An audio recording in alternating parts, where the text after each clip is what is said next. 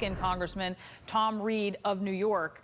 You saw the president's rather brief address last night. You praised it. You said that politicians on both sides need to be proactive in solving the issue. Are you personally feeling increasing pressure to do something and reopen the government?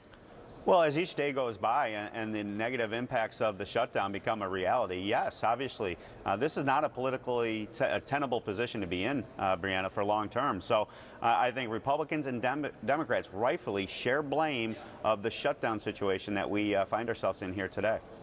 What do you say to the 15,000 federal workers across Western New York, including in your district, who are not going to get a paycheck this week? We're doing what we can to make sure we hear that voice and be part of a reasonable voice of compromise to say, you know what, everyone agrees. I've yet to hear a Democrat or Republican say the border is functioning and keeping us safe and secure. Everyone knows it needs to be fixed. So let's get a compromise position, take care of those folks, and get this taken care of once and for all. But what do you say to the people who aren't focused on the border?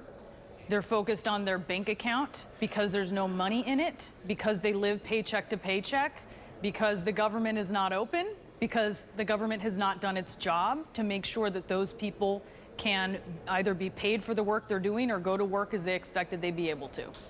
I agree with them and I empathize with them and I hear their voice. We should never have been in this position to begin with, but I have to deal with the reality of which I find myself, and we are in a shutdown situation. And that is why enough of this partisan politics, enough of this us versus them. It's time to listen to not only those 15,000 folks of Western New York that are federal employees, but also the families of those that have lost loved ones as a result of the broken border that are there, and fix this. We know what needs to be done, Brianna. It's just going to take political leadership to say, get in the room and solve this for the people back home.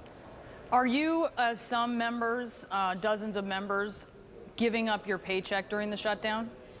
You know, we have taken care of that historically on the shutdown. We're going to continue to take care of it and make sure that we stand in solidarity with those federal employees that are adversely impacted. And so, you know, we'll take care of that. Is that you said we'll take care of that? Is that, I know by that I think you're talking about back pay. Are you getting paid?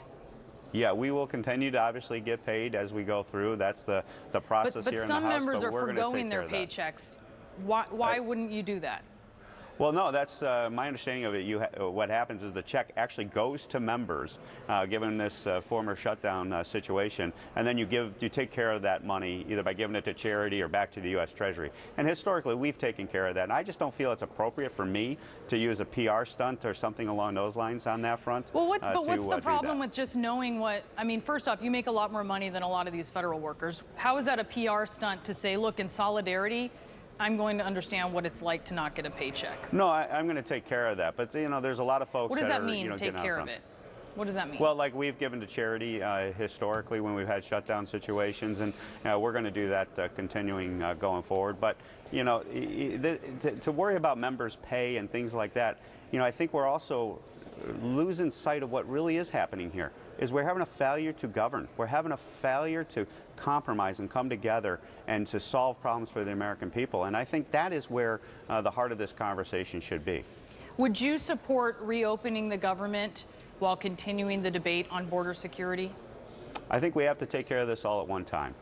We are in a shutdown situation. I think at the end of the day, a compromise position can take care of the border, take care of the shutdown, and now is the time to seize that opportunity.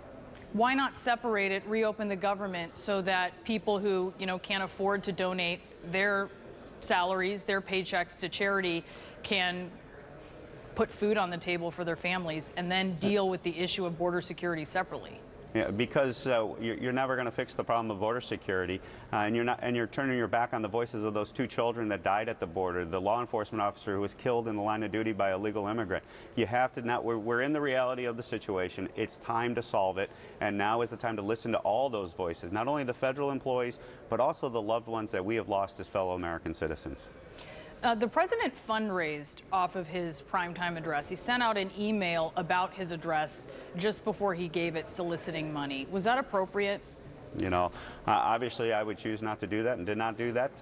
And so we'll let, you know, the president speak to that issue, Brianna. But from my perspective, you know, this is about focusing on trying to bring people together to solve the issue of the border and also the issue of the shutdown.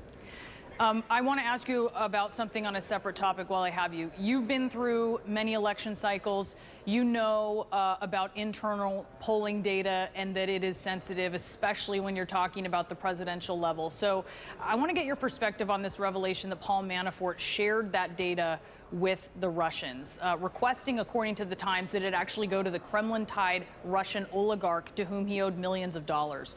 Is this something that gives you pause to consider that there may now be evidence that the head of the Trump campaign was colluding with the Russians? Well, obviously that's why this investigation that Mueller's charged with coming to a conclusion on needs to come to a conclusion. And, obviously if you have evidence of collusion, we want to know about it. But I haven't seen that. And even you with, don't consider, even you don't with consider this Manafort's evidence situation, of collusion or possible collusion? I don't see that, Brianna. I don't see that. Just because Manafort is potentially, allegedly dealing with this situation, we need conclusions and evidence to be brought